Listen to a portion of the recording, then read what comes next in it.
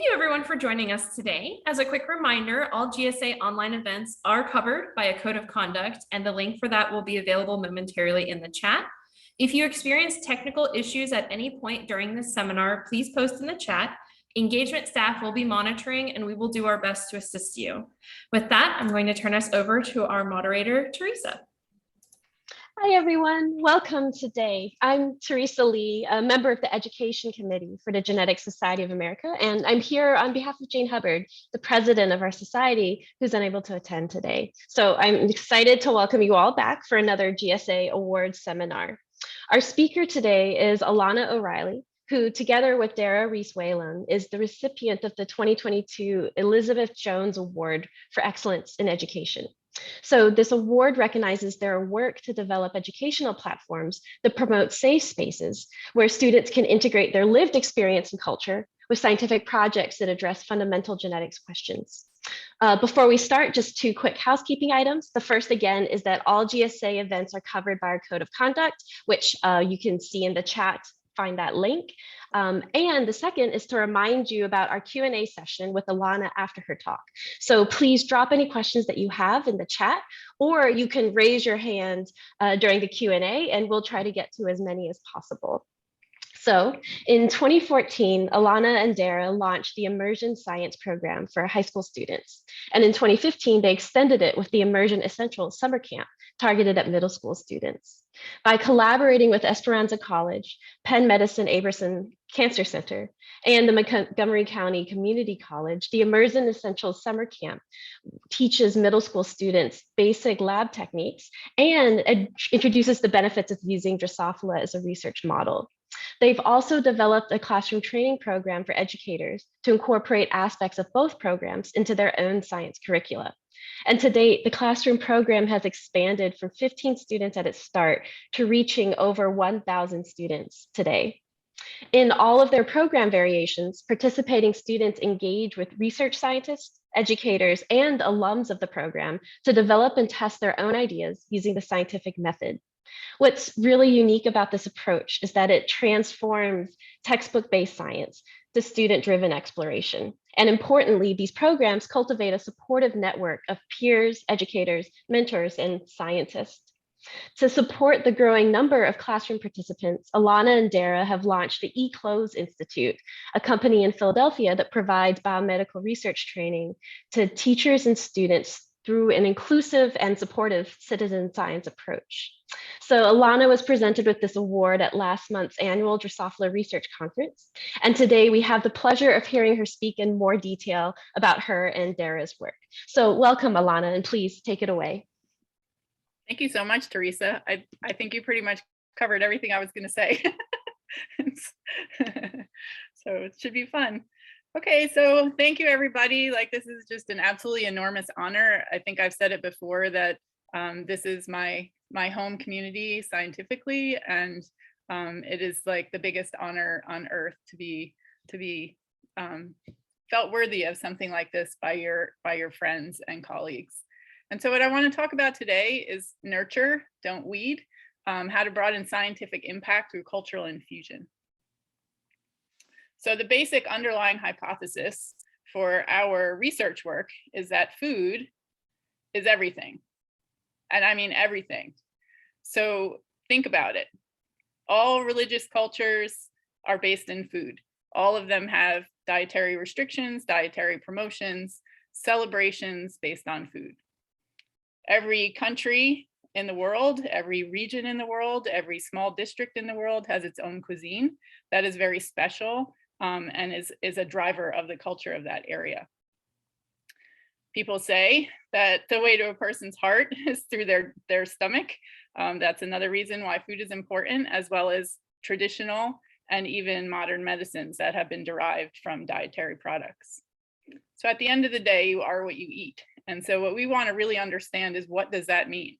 How do all of these dietary components interact with the cells in your body to make you an optimal, healthy person? So if this works, it'll be awesome. This is a video that I like to use to give the idea of how we think this is working. It might not work. It's a marble machine, a guy who built this machine to, okay, wait, hang on. It's good. Alana? You never know which one of these things is gonna show up. Alana, just to be clear, we're only seeing your PowerPoint, not the YouTube, because I think Okay, you're I'll not just skip sharing it the then. YouTube video. Hang on. Yeah. Okay, wait, now I'm messed up. I gotta shut it off now. Oh. Yeah, you never know with the Zoom settings. Okay, there, it's off. Okay, sorry. Okay, so anyway, it's a marble machine where the machine loads up all of these marbles in little individual lanes, like a giant, 15-lane highway. And you have bunches of marbles, which we equate to being the chemicals that are in the food that you just ingested. So the marbles line up and then they start to drop. Each marble hits a beautiful synchronous note so that eventually this machine is making drum beats and xylophone sounds and all of these beautiful sounds that create a symphony. And so if you want to think about what a balanced diet is, what an optimal diet is, it's basically a bunch of those marbles, a bunch of the dietary chemicals creating a beautiful synchronous symphony for your cells to function.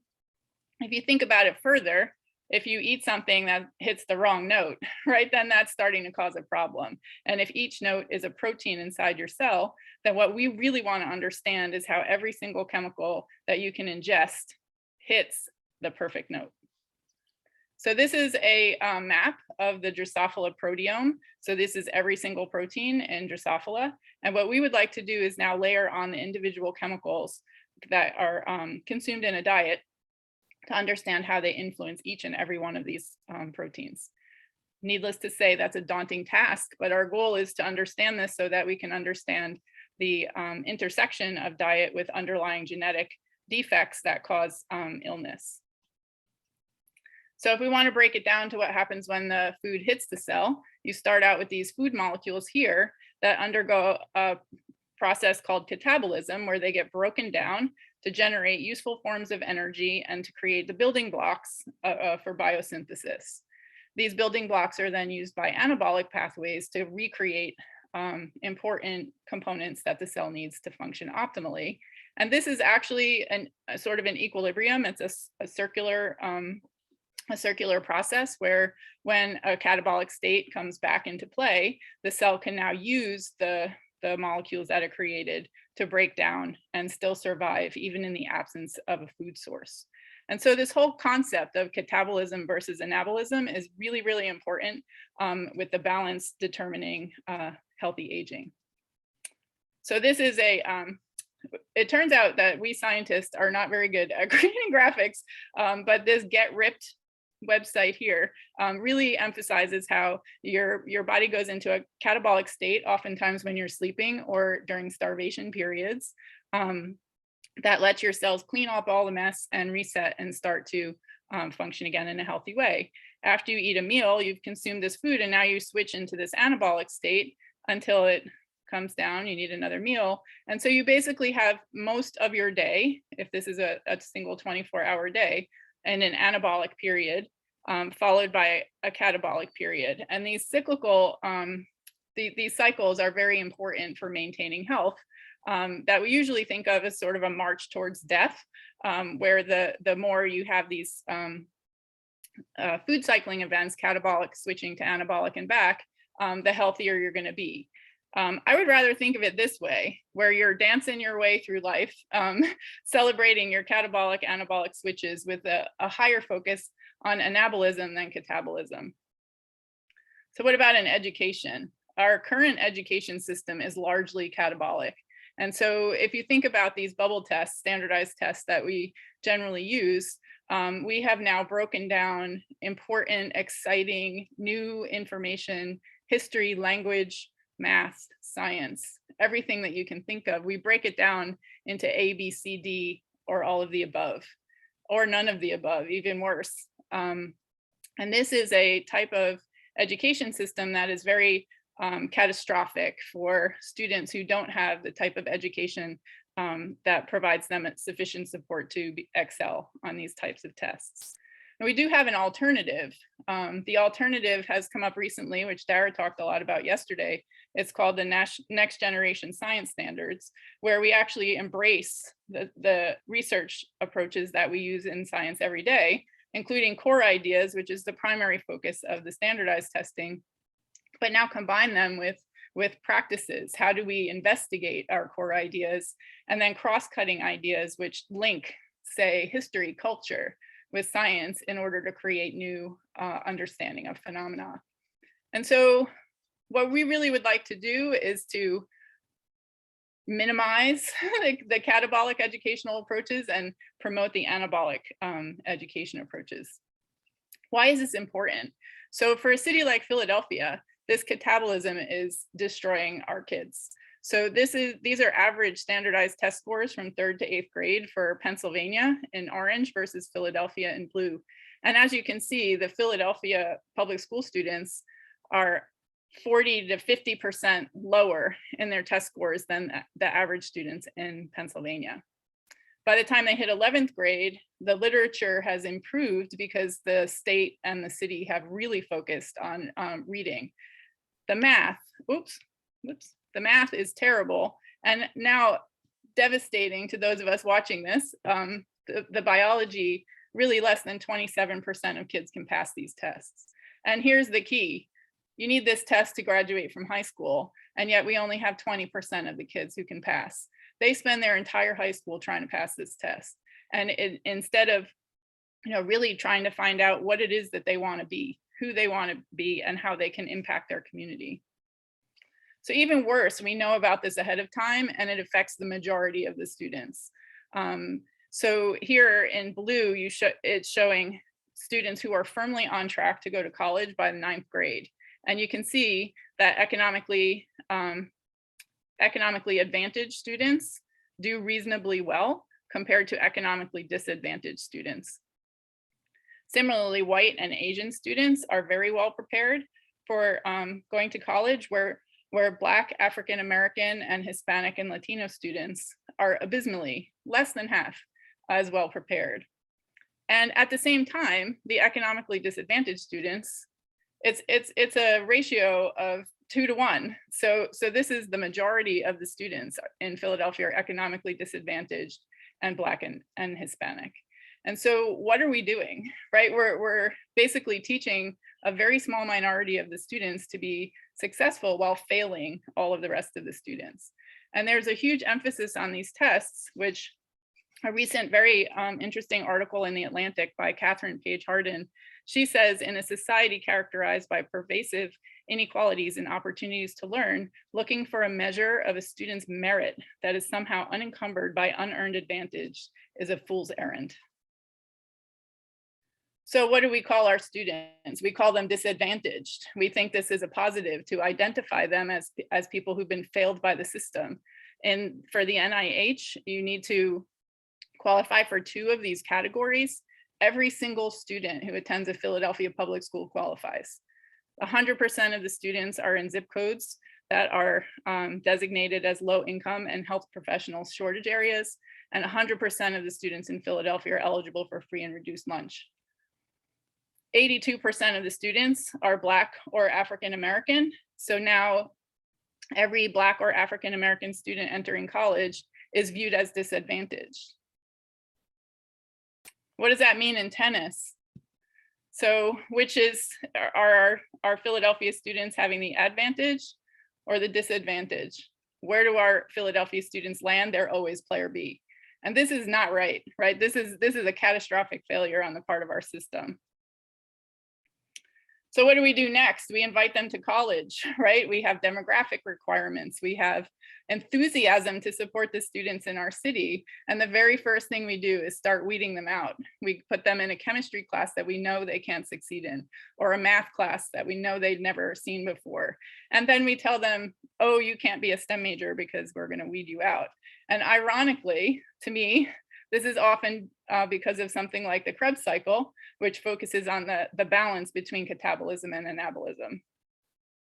So what I want to convince you of today is that this is not necessary. We don't need to select for students who already know the Krebs cycle. We don't need to select for students who have had educational advantages, whose education has been anabolic since birth.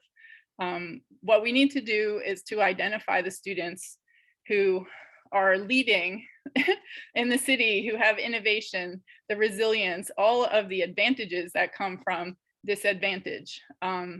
Because the consequences are very serious of this whole approach, where we have very few students from underrepresented backgrounds graduating with bachelor's degrees. It was very slight increase over decades at this point. PhDs is similarly not huge. And then by the time you get to full professors, there has been zero improvement in decades in terms of retention. So what are we going to do? We're going to take our school district of Philadelphia, which is essentially opposite demographics of the population of US faculty research scientists, and recognize their resilience, their creativity, their necessity of innovation for them to actually succeed, their survival skills, their ability to survive on a limited budget. All of these things are the characteristics that make an exceptional scientist. Going even further, these students are passionate about change in their community. They experience tremendous health disparities, with COVID-19 threefold higher than other average over the United States. Cancer is 4 to 14-fold depending on the disease site. Diabetes is exceptionally high, and diseases like Alzheimer's are 2-fold higher. So these students have somebody that they love, who they want to save their life. That's why they come into science. And we want to basically take everything that they've experienced, all of their life skills, their observational skills, their ability to notice fine details, which they're forced to do because they have to survive. Let's teach them how to take all of those incredible scientific skills and do something that is in support of their own career. So this is who we're looking for. We're looking for the science versions of Serena and Venus. And Serena herself says, we had to play harder, we had to be better, but it made us better. And at the end of the day, every time we faced a challenge, every time we overcame that challenge, it created Venus and Serena. No more disadvantage. So what we want to do is switch from the type of mentoring that we have done in science, that was my training in science, with fabulous, incredible mentors, but with the idea that the idea of the mentor needs to be gifted to the trainee, and that now the trainee can embrace those ideas and grow up to be much like the mentor. And there's some really weird depictions of this, like what is going on with this? And then you have the paint splashing. So what we really would rather do is to stop weeding out the students and basically nurture them, help them to grow, bring them together as a community so that they can support each other and share resources, and use our wisdom, experience, knowledge to recognize the seeds that are inside of our trainees and help them to grow to be their own scientists. So how are we going to do this? There's a really optimal approach to this called citizen science. It starts out, but with the assumption that every single person, scientific training or not, has the ability to do science. And so the level one is that the participants basically observe and report their observations to a larger scientific project. After a while, they kind of get really interested in this and start interpreting their observations and sharing those. Finally, they start participating, maybe doing experiments, maybe collecting data. And finally, they're at the level where they can do the science on their own, to create their own problem definitions, their own questions, their own experimental plan. Okay. Oh, it is. So what we've done, well, really what Dowries Whalen and her teacher coalition has done here in Philadelphia is to take these sort of original scientific questions and assemble them into a series of iterative curricula so that the students can basically step up a staircase of scientific research training until they actually reach this platform by the time they graduate from high school. So most of our students have had 2 to 6 years of research experience by the time they're standing on this platform, graduating from high school. If they do this type of a program, regardless of the background that they had, they're learning math, They're learning science, they're learning chemistry, they're learning biology. They're integrating all of this into their community and culture so that when they start off in undergraduate, they know what kind of lab to look for. They know how to talk to that principal investigator. They know how to interact with their mentors and people they need to learn techniques from. And then they are actually focused on topics that matter particularly to them and their families. So how do we do this? We started again with diet. Food is everything, don't forget. And so what the students do is reach into their cultural and family backgrounds and identify foods that their families think are either healthy or not healthy. And then we do a reverse genetic chemical screen to identify the foods or individual compounds within a food that affect cancer genes. And so there's about 1 million nutrients and 300 cancer genes, which gives us 300 million single combinations. And then don't forget that big fly proteome.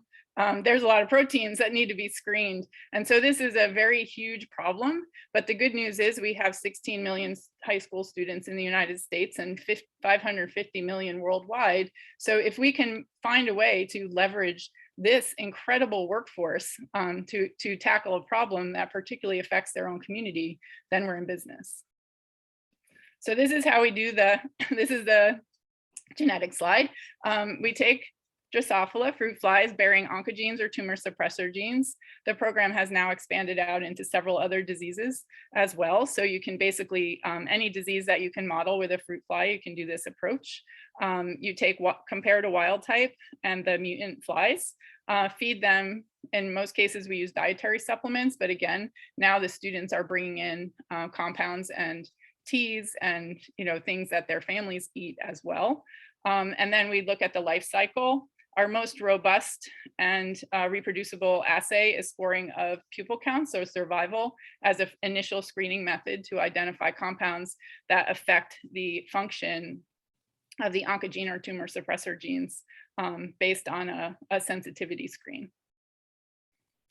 So we started this in 2013 with the Emergent Science program at Fox Chase Cancer Center with only 15 students, thinking maybe every few years we would get a student who wanted to do a PhD.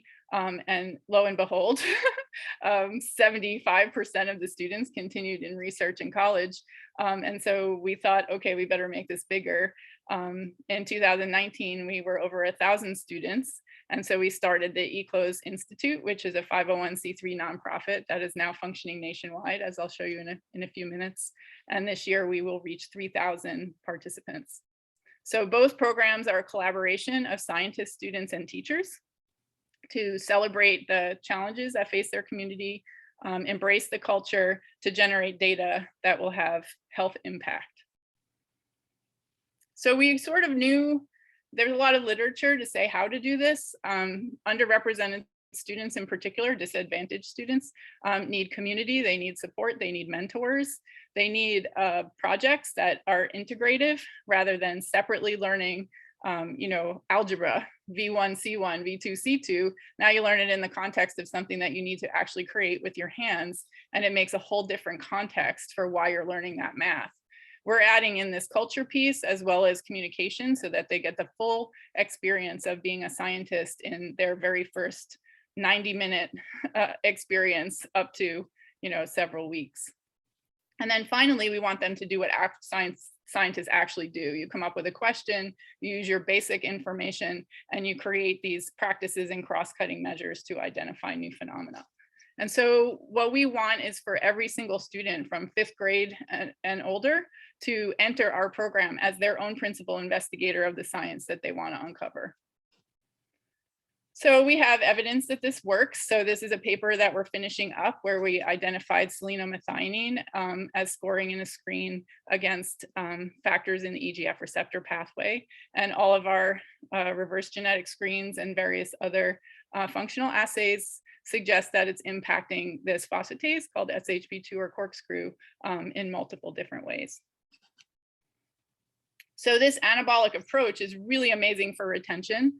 In terms of students who want to be a scientist, 60% of them say maybe, 40% of them say yes after participating in these programs. But look at their research. 90% of the same kids want to do research. with 10% saying maybe. And so there's some still big disconnect between what is science and what is research that we have to investigate. And maybe this is the kind of thing that should be introduced into other fields too, where the students start doing research in other fields because they really get fired up by this whole concept of self-discovery that has community impact. So here's a review that we got from a recent grant submission on this. So you can see that there's a lot of pushback.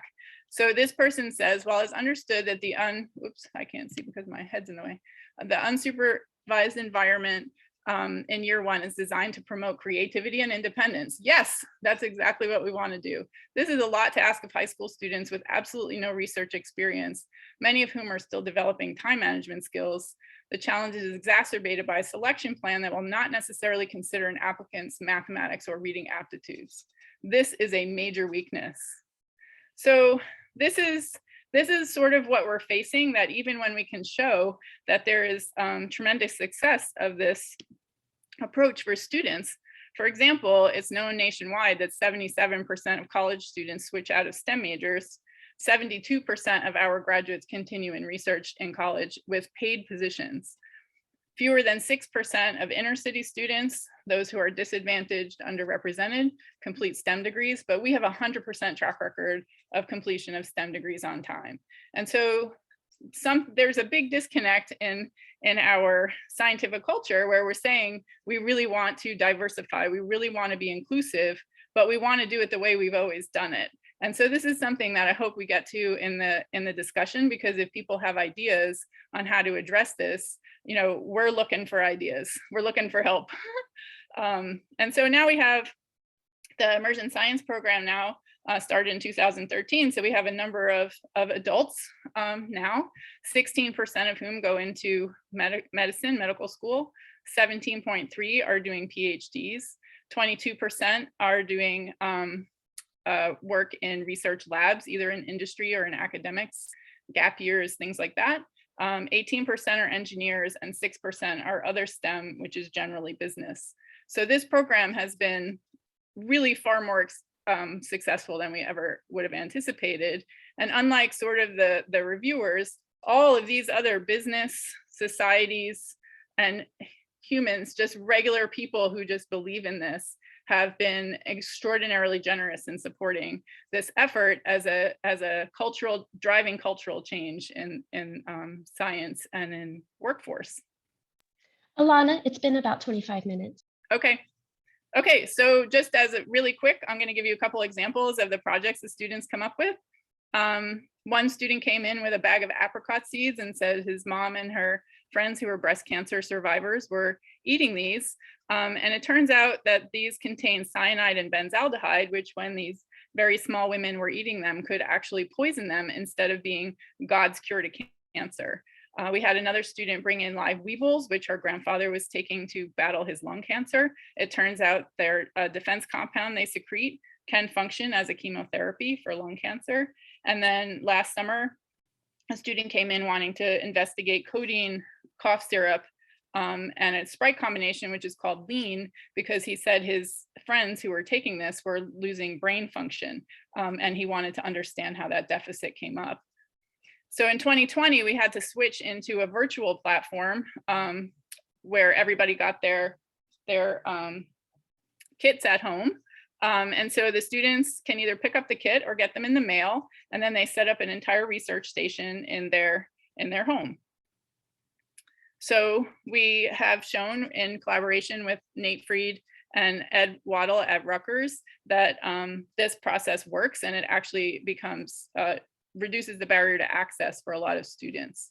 And so I just want to quickly run through a project by Adoranka Abimbola, we call her Kiki.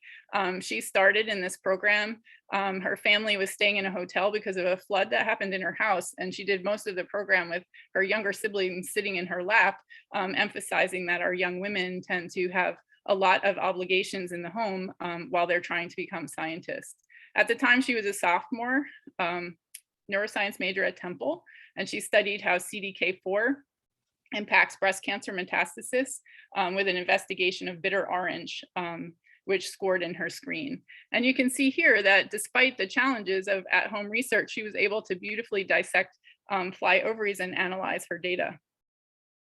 So she moved on to coming to join our lab to do her senior capstone, where we were very interested in the balance between proliferation and autophagy in stem cells, which we found was regulated by hedgehog signaling.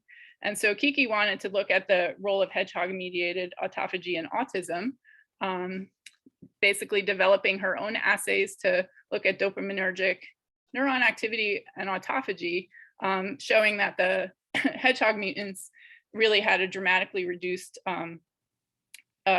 impact of both. She also developed behavioral assays that we will use in eClose programs to allow many more students to contribute to research. Again, showing that the hedgehog mutants were vastly different than the wild types.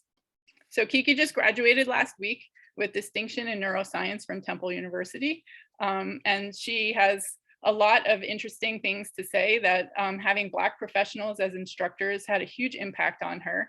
It gave her the community of sport and a blueprint of what her future will look like. And she will have, of course, mentors for a lifetime. So we have many, many students like Kiki who have come up with all of these different topics, and we frankly need places for them to continue their research. So rather than taking in a bunch of students and assigning them to labs, what we're hoping to create, and we can talk about this in the conversation piece, is how do we match students with a drive to solve a particular type of problem in a particular type of area with your lab if you're interested in the same problem. So we have a whole bunch of partners now who are kind of bought into this. We'll be working with all of these universities this summer, and your logo can fit right here. And so the main focus that we want to say is that we really need to switch to an anabolic approach, where we take our little seeds, we grow our seedlings, help them to bloom, and then they will create more seeds. And this is the type of approach that we really want to emphasize, and I hope you're convinced that it actually worked. I want to particularly thank this group of people here who I'm fairly sure are the people who nominated us for this incredible award. They are postdocs, graduate students, technicians, who we've worked with for years and years to make this program what it is today. And Darius Whalen, who you all met yesterday, who is the education tour de force of this whole entire program, and our eClose team. And here's a whole bunch of students who are waiting. So there's a lot of students who are ready to join your lab, participate in your program. And that's it.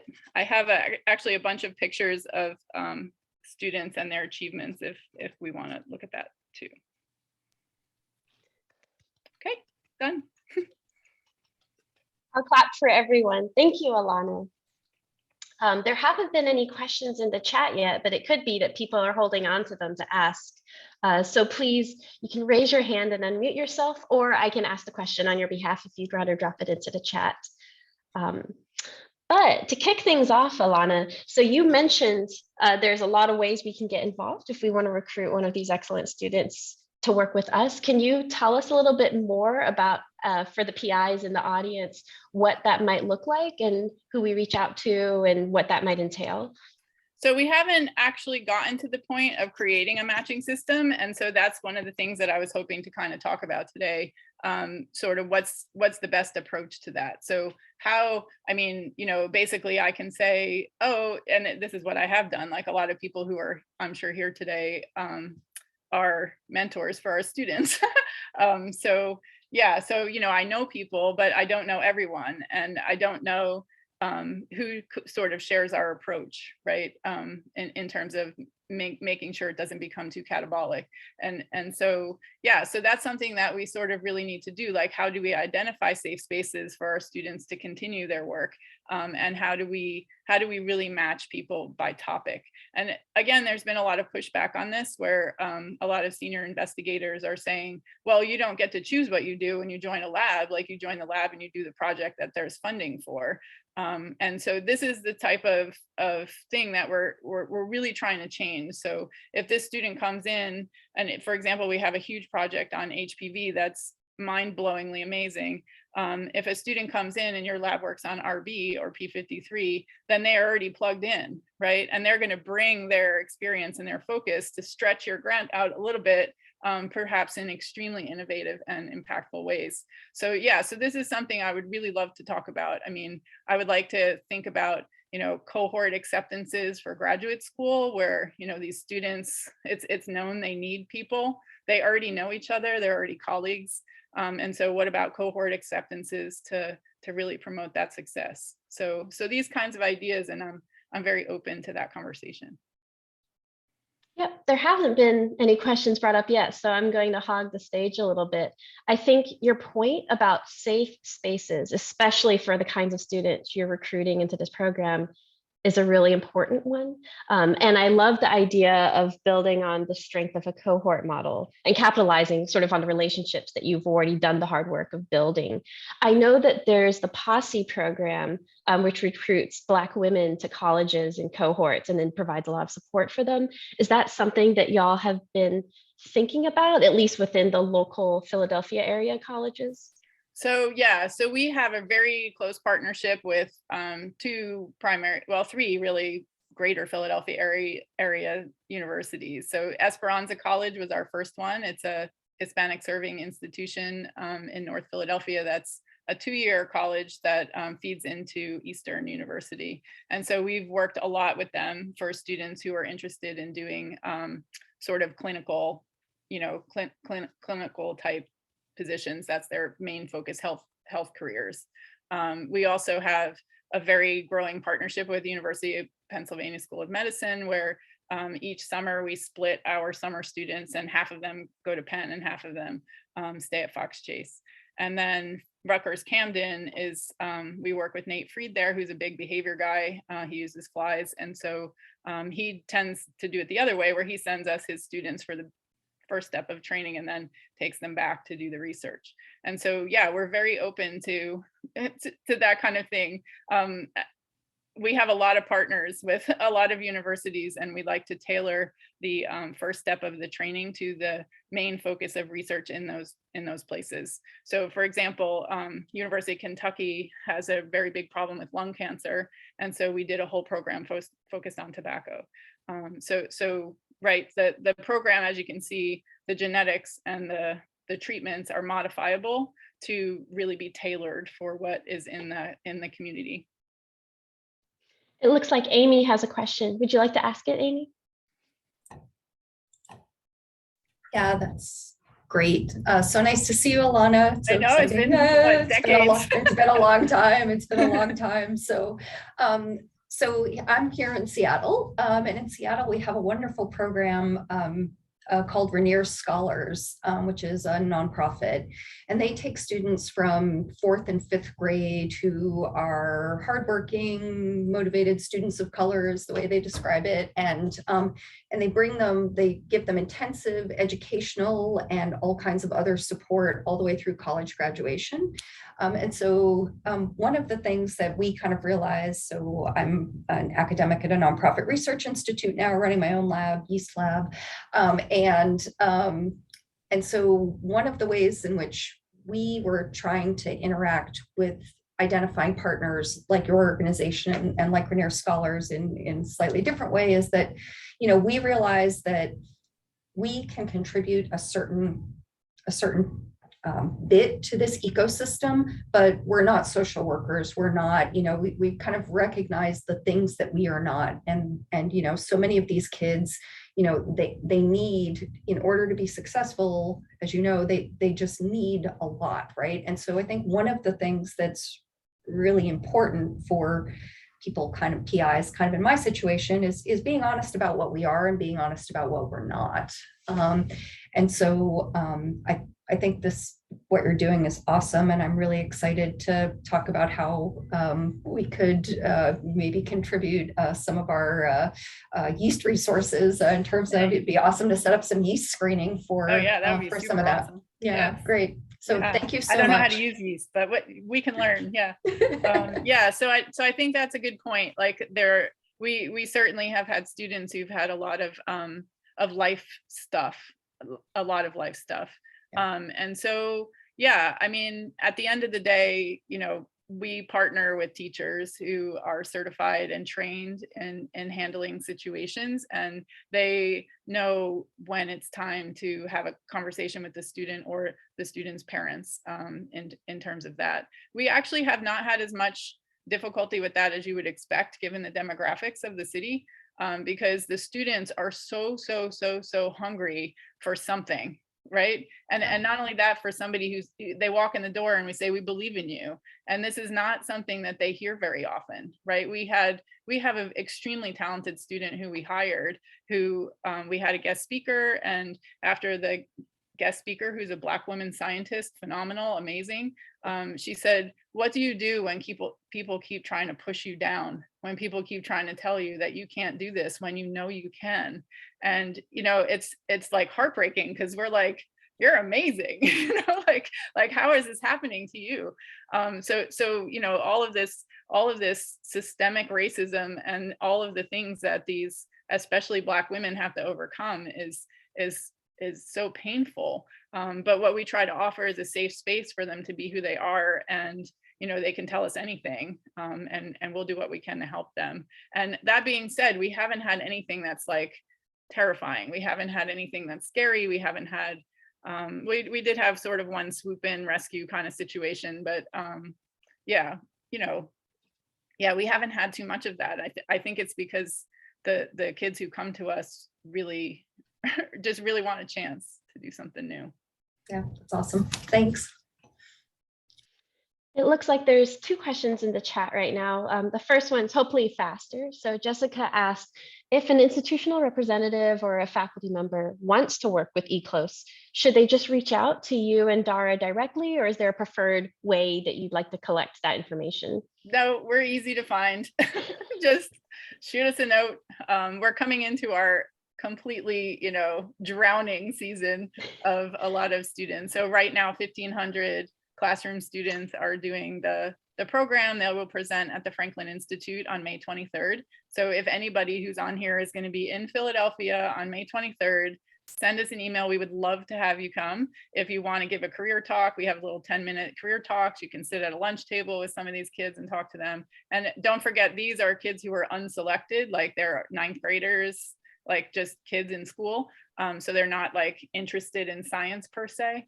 But yeah, so we have that going on. And then in the summer, we have our camp level and our undergraduate bridge level that will be starting up. So between now and September, we'll train 2,000 students.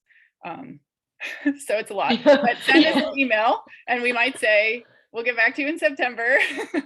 But yes, we want to know who you are, how, one of the things we do is we help people write grants to help support paying for this. And that's something that just makes sense. Like it makes actually a lot more sense for you to get the grant and then just pay us for the costs of the program, because it's a win-win, right? Especially for junior faculty.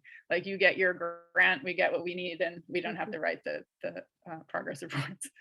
Yeah, I feel like you buried the lead there on ways that eClose can help faculty. It could be a commensurate relationship. Oh, yeah. Jean, yeah, we're all about success. Yes. Yep.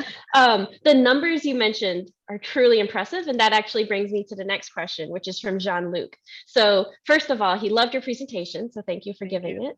But he gathered that you talked a lot about citizen science at the high school level and actually starting at the middle school level. But towards the end, you were discussing entrance into college or even grad school. There's also a scaling issue of where you mentioned thousands of students, 1,000, 2,000, 3,000, but you're giving examples of what seemed like the more traditional apprentice model of one-on-one tailored interactions. So is he missing something there, or can you help tie those concepts together for us? Yeah, so we do have like a huge scale. The classroom program is our huge scale, easily scalable program where we train, that's a funny word. Dara trains the teachers to basically run the program, and then we provide instruction usually via Zoom. If it's local, we can send somebody into the classroom too. But the teachers actually teach the program, and then we have follow-up sessions with them to say, okay, like that was really, really, really good, but that's not what P53 does, right? You know, like, so the teacher is actually gaining those scientific communication skills and the ability to create projects in collaboration with their classes that address the needs of their community. So this spring, for example, we have 150 students who are doing HPV research because their teacher has become very impassioned about vaccination and HPV prevention. We have another teacher who's interested in cancer drivers that are prevalent in African Americans that are not present in majority patients, but are extremely understudied. And so he will be launching that out into his class. Like, why do you think there's so few patients to analyze? Like, why don't African Americans participate in clinical trials? And then we can open up that conversation about mistrust and how do we improve interventions and things like that. So this year, that program is going to be 1,500 students. And that's the one that we're hoping to scale to 10,000 over the next couple of years. So that one's going to be a big program. The camp programs are also growing. So we started with 52 in 2020 because, you know, COVID happened like the minute after we opened the door. And so we had 52 in 2020, and this summer we'll have just over 400.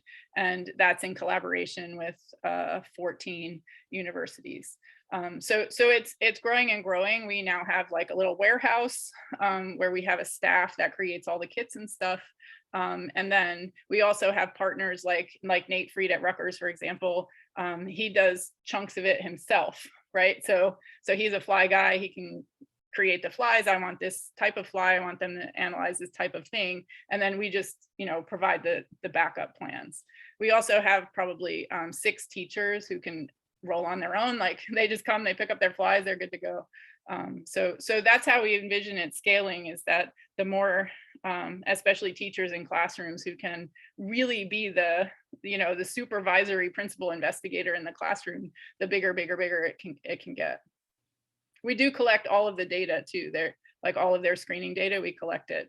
And this is something that we're working on with some business friends. Like, how do you create a platform that can integrate educational outcomes with experimental outcomes, and how do you leverage that so that scientists and educators everywhere can use the data? So these are the kinds of things, you know, out of our area of expertise that we're trying to figure out right now. To follow up on that, I'm wondering if you could talk a little bit about what it's been like to collaborate with teachers in primary and secondary school rather than at the college level. So are there things that were easier or maybe more difficult when communicating with those? Yeah, so this is another thing that we got on a previous attempt at this grant review, where the reviewer said that if we pair, so we create scientist teacher teams, right? So there's a scientist who's graduate school or above, paired with a teacher, and they work together. So the scientist now is learning exceptional education communication skills, how to dial down their knowledge into you know, bites that the kids can understand, which really helps them in their science talks too, by the way. And then the teacher is learning the science stuff at the same time. So we pair them together. And a criticism of the grant is that teachers will feel unprofessional attempting to have conversations with professional scientists. And we're like, who's reviewing these grants? So our teachers, you know, I wish I could tell you the whole story, but we recently got a grant that hasn't been announced by the company that gave it to us yet, but we built eClose laboratories in 10 schools in Philadelphia. So now, for the very first time, the students in groups of 4 have a stereo microscope. They have pipetters, they have pipette tips, they have everything that they need. They have little vortexes, they have little mini microfuges. So everything that you would find in a professional lab, they now have in their classroom. And it's, I mean, you know, one of the teachers just kept saying to her kids over and over, like, do you understand how lucky we are? Do you understand? So that's what we're hoping to do, right? Like, as soon as now those 10 schools have their lab, right? Now we can have conversations with them about what to do with it, have the scientific input, have the teacher input. In terms of it being easier or harder to communicate with teachers, Dara's a teacher and she worked in the school district of Philadelphia. She grew up in Philadelphia. She's she's a teacher. And so, yeah, we haven't had any trouble at all with that so far. And then I think there was is it easier to communicate with secondary teachers than with university professors? And I would say that the university professors we work with are totally aligned, right? We're all simpatico, so that has not been a problem either. I would say that the bigger force is sort of this is how we do things, right? And yes, the question is correct that eventually the student needs a mentor, a one-on-one mentor in a lab. But by the time they get there, they already have, between 2 and 6 years of experience. So it's really different situation where I think it's going to flip to, we have to find places for these people, to PI saying, how do I get some of these people? And that's what I'm really hoping, is that it will really turn the equation to be more like an undergraduate coming to interview in your lab is more like what you would expect from a postdoc. Like, I have an idea, I have a project that I want to do, and it's within the scope of this lab. And so, yeah, and so we think that particularly for disadvantaged and underrepresented students, just having that clout, right, to say, here's what I want to do is amazing. But yeah, we're definitely interested in ideas for scaling. So. Mm-hmm. Yeah, I feel like a lot of the questions you bring up are ones that I also have about how to reach more students and then still maintain our lives as professors. Sean has a question. Thank you. This is a really amazing talk. It's really inspiring. I'm wondering if you can maybe give some tips on how to support research questions that students are passionate about, where I'm still limited by the model system that I use and the expertise in my lab, which worked with yeast, but not on topics like cancer and diet that the average layperson has heard about. Yeah. So I mean, I don't know, like Letterman has these like people with stupid human tricks. Like, I can pretty much take like almost any crazy thing that a student comes in with and be like, oh yeah, we can do that. And we have had colossal fails. Like, I think I probably got teary when I presented that at the fly meeting, that we had a student who we didn't know had leukemia, and she was very much trying to study the gene that was causing her leukemia. And we kept telling her flies don't have T cells. And that was a fail, like a big time fail. And so one of the things we have to be careful of that we learned from that is not to overpromise that you can do anything you want. But I think the first step, like the very first step, we have these like self-teaching packets, we call them, and cultural awareness packets, where we have the students basically identify their community, identify a problem in their community, identify the underlying genetic basis in the community, and then we start to create experimental plans that we can do in flies, like some kind of genetic screen in flies. Does the gene that causes the problem exist in flies? If so, what can we do with it? And I think you could do the same kind of thing with yeast, because the whole kind of microbiology is a huge thing too, right? Like the problems in a community might not be cancer. Do you see what I'm saying? So I think there's like a lot of different ways to to screen compounds, like, okay, why don't you all bring in some dirt from in front of your house? We just had an awesome lady at a church tell us about this mold that's growing on her plants. And so what is the mold? Like, what does it do to a yeast? Does it kill the yeast? If you have a different yeast that has a different set of genes that are mutated or not mutated, does it still kill the yeast? Do you see what I mean? Like there's like a lot of ways to embrace what it is that they want to do and make it happen, even while guiding them, right? Because we still have to fit into the NIH or NSF circle, right? We still have to fit in there. So how do you take your kaboom idea and put it in the process to make it fit? Yeah, so if you want to find out what your students are interested in, and then call me, I will be happy to brainstorm with you. Yeah, thanks. That's really helpful to kind of have that laid out. Mm-hmm.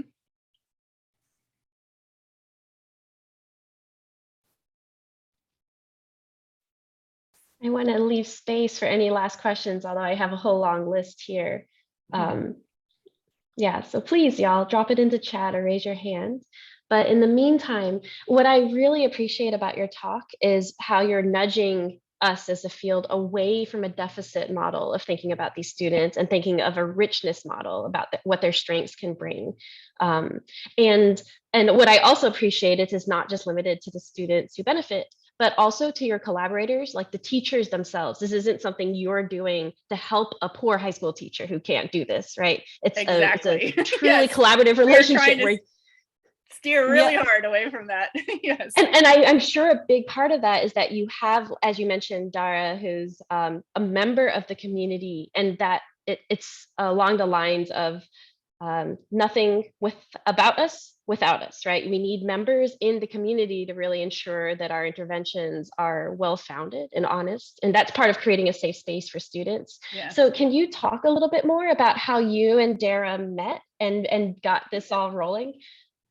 That's so funny. Like we met because we were both working at Fox Chase, and we had this, So when you say that other people are impacted other than directly just the students, like, we're not saving anybody. We are broadening our research questions. And I mean, at least for me, it's been mind blowing because, like I said, we started with my idea. We're going to do EGF signaling. They can look it up on the internet. They can figure it out. And within 2 years, they were like, well, here's what I want to do.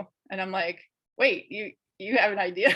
Wait, I thought I was a scientist, right? So it just like blows your mind, like big.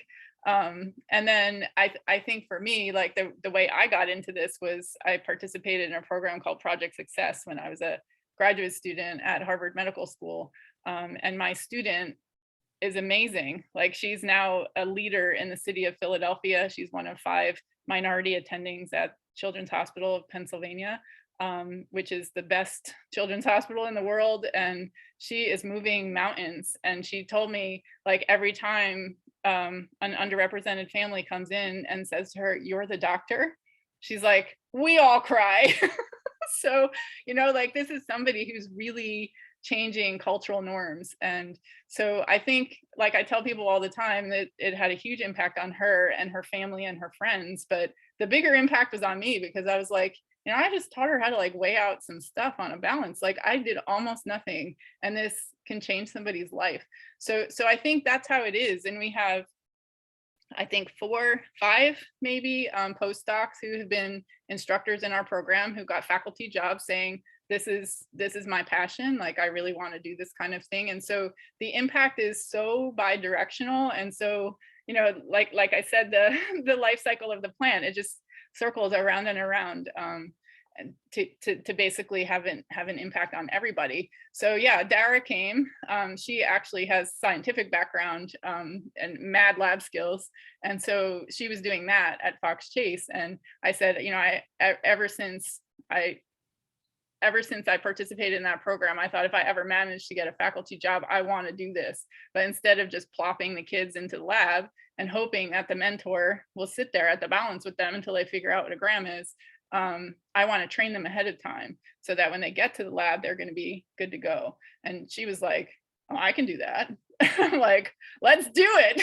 And then we had a lot of fighting at the beginning because I'm like, I want every student to do their own thing. And she was like, "That's not how education works." And I'm like, "That's going to be how it works now." And she's like, "Okay, let's figure out how to make it happen." And so now it's a beautiful complementary balance of stuff that teachers can do that aligns with the standards in their school, that is, reproducible, that all the students are doing the same thing, but each of them conceptually and physically actually has a different experiment going on. So it's just amazing. And now we have these talented teachers and talented scientists who are mixing it up.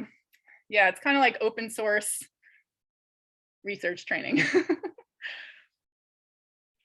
That is a perfect note to end on. Thank you again, Alana, for talking to us about the partnership and the students, and especially maybe inspiring us to find ways to integrate this into our own lives too. Okay. So I will applaud again. We're happy to talk to anybody who just, I'm easy to find. Alana Fox Chase, and you got me. So actually, if you could type your email, your contact information into the chat, and then we'll give everyone just a few minutes to copy that down. Okay. So thanks y'all again for joining us today. And Alana said it, hunt her down. She's very busy, but she wants to talk to you about this. Hunt me down. That's funny.